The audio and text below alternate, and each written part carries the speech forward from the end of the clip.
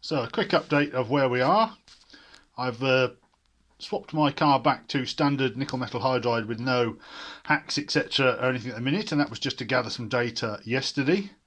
And today I'm just upgrading my car on a bench. This is a nickel metal hydride car on the bench with an MCM and an ECM connected together, and now what has arrived is the IMA manual control. So this is what it looks like in its nice little box.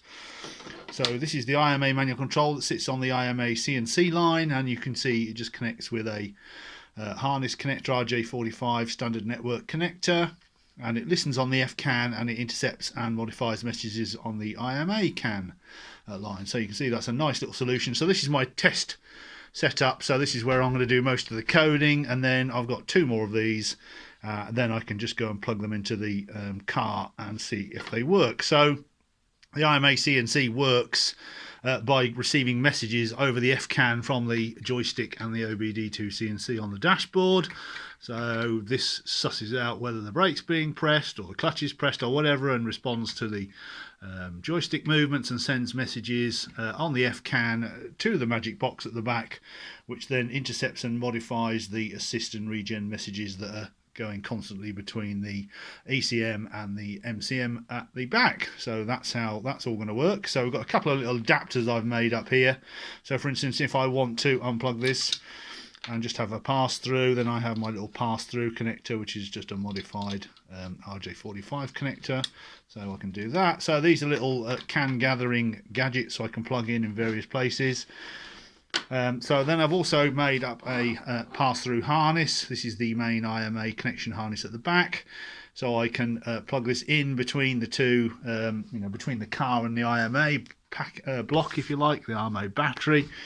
And basically this allows me to selectively gather data from either side of the F and IMA CAN lines, and to disconnect them from each other if I want to. So that should allow me to gather all the data I need, and it just plugs in using my CAN analyzer device there. So this is the Lithium Pack on the bench here. So I want to do a bit of investigation on this while it's out. I might as well. I can't really do much more with the sort of trying to sort out the communication issue with this until I get to gather data from the lithium car. But what I have done on all my packs now is I've added the connections for the IMA manual control. So basically the box here, the magic black box, just plugs into there. So I'll just plug it in there, for instance, and then that can go wherever you like. A bit of double-sided tape, that can go wherever. Sit on there, it just goes wherever, and that is the IMA manual control. So that's got to have, see, attach it to the double-sided tape it to there, wherever.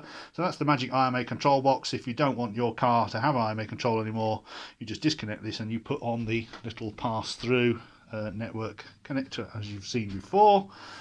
So all my packs now, so I've got my lithium pack here, which has got one of these connectors on ready for this, and I've already posted a video about how to connect this.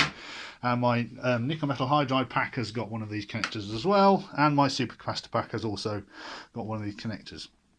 So I want to do a bit of research on the lithium device, or lithium pack, because I want to look at the maximum tolerance to the voltages for the IGBT and the DC to DC, and that will give me a sort of a range of pack voltages that I want to be looking at or aiming for when I make up my super pack based on these OEM Honda cells. Now these are basically the same cells as are in this lithium pack, but these are the brand new cells I've managed to get from America. I've got quite a few of these, and so what I could do is I could replace the cells in this just with a new set, but I'm not going to do that. I'm going to actually make up a double capacity pack. So I'm going to use these in 2P configuration. They're in a 1P configuration in this, and there's 40 cells in this, and I'm probably going to use certainly more than that. Well, I'm going to use as many as the system voltage will tolerate, so as many as the DC and as many as the IGBT module will tolerate. So I'm going to use as many of those as possible,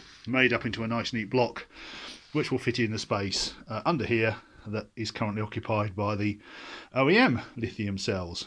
So that's where we are with that. So there's quite a lot of work going on. The IMACM and CNC modules have just arrived today, as you've just seen, and I'm just waiting to get hold of the lithium car, the UK car, so I can go and gather some data with all these various pass-through gadgets, etc. And I can just plug into the OBD2 CNC port for the FCAN as well. And once I've got that data, I should be able to work out what the issue is with the communications error I'm currently getting. So that's where we are. Lots of work to do, lots of work still going on.